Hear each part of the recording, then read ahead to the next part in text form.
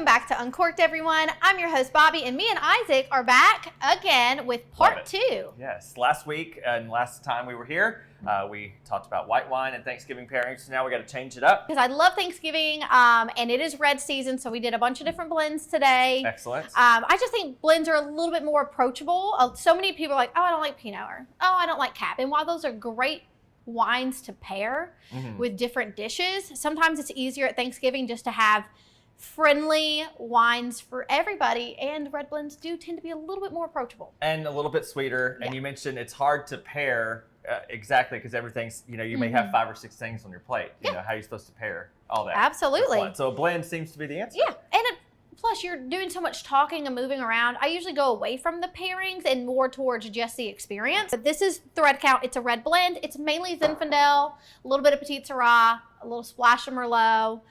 They don't tell you the percentages. It's a secret. He changes it every year. Keep us on our toes. Yeah.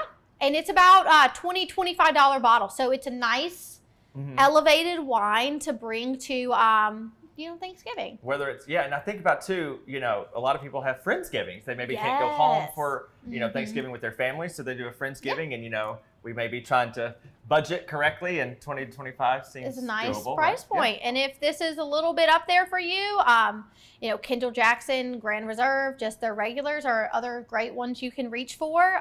There's nothing wrong with those wines at all. Sure. They're delicious, especially at that price point. If anybody's judging you, find new friends. So next, we're going to get started with this one. And I wish we had this one at Halloween, but I really just wanted to save it because the label's beautiful for Halloween. It is. But I really wanted to save it because it's such a great Bordeaux blend. This is going to be Cabernet Sauvignon and Merlot. Love so I'm going to let Bordeaux. you try it. Okay. And this next one is going to be a Cabernet Sauvignon Merlot blend too. Okay. We got this theme going where we're doing one that's maybe not as much and one that's a higher price point. Gotcha. So this one's going to go for about $30 to $35. You may see it around town for $36. I do know that Scotty's has this wine in stock in their red blend section. Isn't this nice? Yes.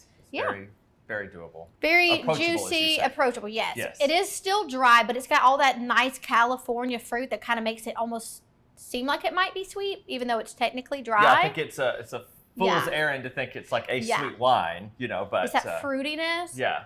The dryness does balance it out on the back end. For sure. So pretty.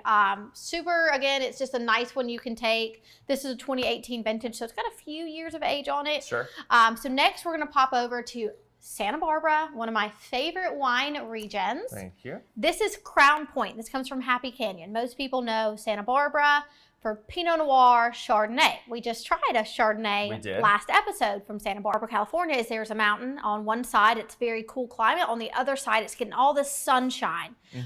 We call that a rain shadow in the wine world. So it's this rain shadow effect where this is getting tons of sunshine. So you're growing a lot of Cab, a lot of Merlot, a lot of Syrah, Grenache, more of those adventurous grapes that need that extra sunshine. I know my way around a rain shadow, that's for sure. I'm telling you, it's delicious. Yes. All right, let's give it a try. Yeah, try this one. So this one's going to go for about $100. Oh, my word. It drinks like $100. It's so good. Of course it does. So I know Scotty's has carried the Relevant, which is going to be in your 60, 75, maybe a little bit more than that. And then they also had the regular Cab. But I like the blend. Yeah. I think that little bit of Merlot just really adds some nice characteristics and flavors to it. It's delicious. Yeah, this is the one where you probably wouldn't do a Friendsgiving with. You need to take this to mama or daddy. I don't know. Sometimes my friends drink better. Well, maybe so. You said, it really depends. All, if you were judged, you need to get new friends. Maybe you find bougier friends. You can't find new family, but you can find new friends. Exactly.